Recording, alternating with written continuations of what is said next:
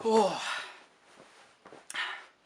Hey guys, how's it going? And welcome to another video. Welcome back to the channel. First of all, before we get into anything, I want to say a massive thank you to everyone that has subscribed recently. It means a lot. It's very much appreciated.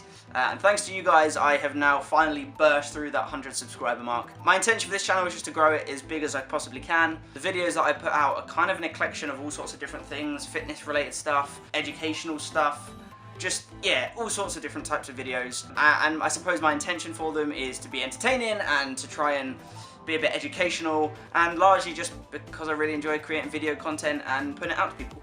So the purpose of today's video is just to kind of give you guys a bit of an insight into the life of a teacher at the moment in these bizarre times, now that we're all on lockdown and we're dealing with the coronavirus. Naturally, education doesn't stop, it just takes place in a different form.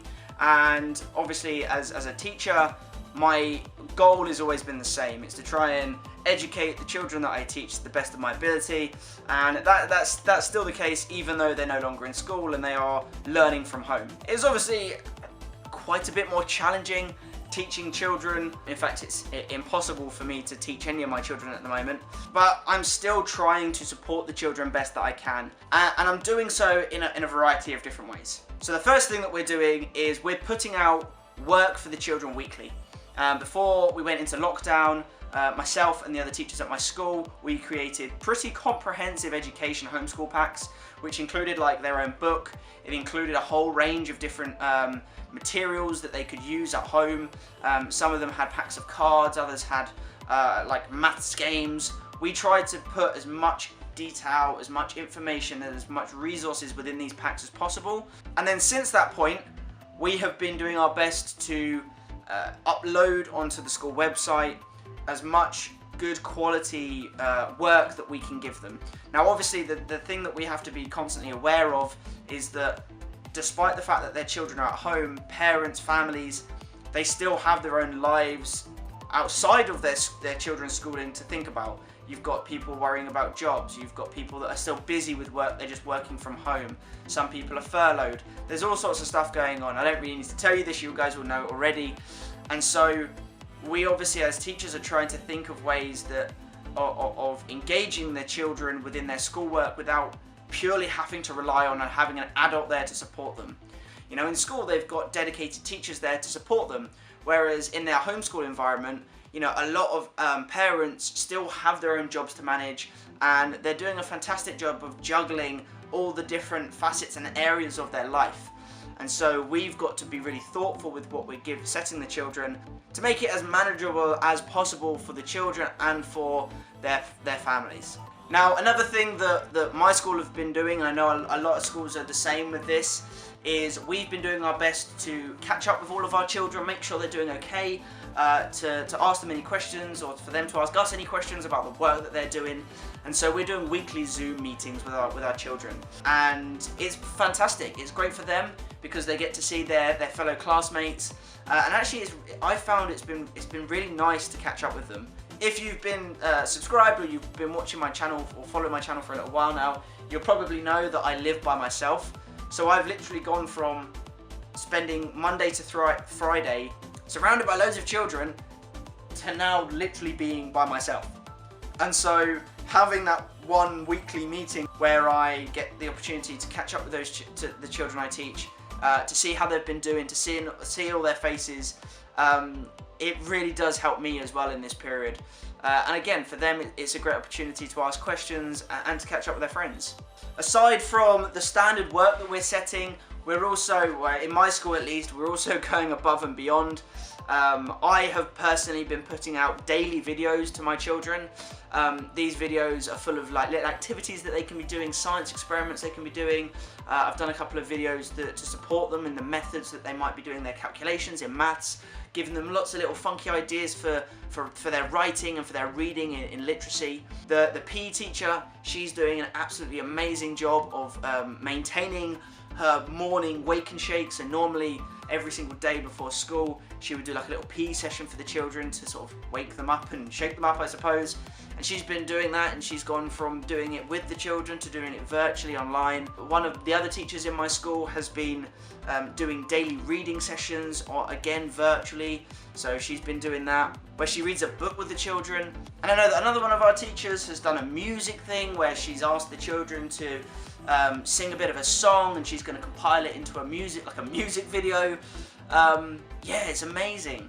And then obviously we are still taking it in turns, going in shifts to go in and support the children of the key workers. So yeah, as a school, I feel like we are doing the absolute best that we can do to support the children whilst they're not in school. Even to the extent that myself and again another one of my teachers in school, we've looked into virtual lessons. So we've looked at the option of recording lessons and sending them out to children again to further support them. But this is not an ideal situation. I'm a teacher. I feel most at home in my classroom, surrounded by my children, asking me questions, coming up, showing me things, cheering me up, seeing them develop. Like, my life as a teacher is amazing. And I know I'm biased, but it is. And so going from that, being in a bustling, thriving environment, full of learning and development, to then being in this sort of split lifestyle where I'm having to do my absolute best to support the children, but knowing I can't really fully support them because I'm not with them, it's very hard, it's difficult. But we're doing our absolute best, and I feel for me and my school, we very much are going above and beyond.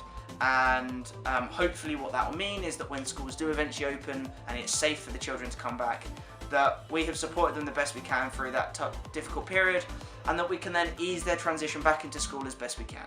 And I also think it's important to add that all of the things that I've just mentioned, those are activities that we are doing specifically for the children right now on lockdown. As a school, we are also developing our school's curriculum, so that come September, we have the best action plan in place that we can to support the children for not only next year, 2021, but the years to follow on as well. So yeah, we're pretty busy. Now, I really don't want this video to come across as being doom and gloom. I just want to give you guys a bit of an update as to what I've been doing and my school have been doing, and I have no doubt that schools all around the country and the world have been doing their best and have been doing all sorts of different things to try and support the children and the families back at home. We're very aware that this isn't the ideal state, but we're honestly doing our best to support the children. And as I said, I want to be back in school. I don't want to be sat here recording this video talking to you about what I'm doing from home. I want to be in school, educating the children, supporting them through their development. But there we go. It is what it is. Now, before I wrap this video up, if you're watching this and you're a parent, or you know of a parent that could use any additional support, or you know they've got some nagging questions that they want to know, or they want any ideas for things that they could do with their children, pop a comment down below, guys. I'll do my best to respond to you all and to give you guys some ideas, or to give you a bit of an insight into things that you can do. Like I say, my role is still a teacher. Fundamentally, I am a teacher. It's kind of in my DNA, I think. And therefore, if I can help you guys out, I will do my absolute best. So yeah, there you go. The life of a teacher in lockdown. Definitely different. Right, guys, there we go. I hope you enjoyed the video. I hope it was a bit insightful. Like I say, if you've got any questions, please comment down below and I'll get back to you. If you haven't already, like and subscribe. Hit that little bell notification so you get notified every time I upload. And see you guys soon. I'm going to go and put some after sun on my arms now, because if you hadn't tell, I'm glowing. I was at school today supporting the key worker children, and yeah. Right. See you guys later. Bye.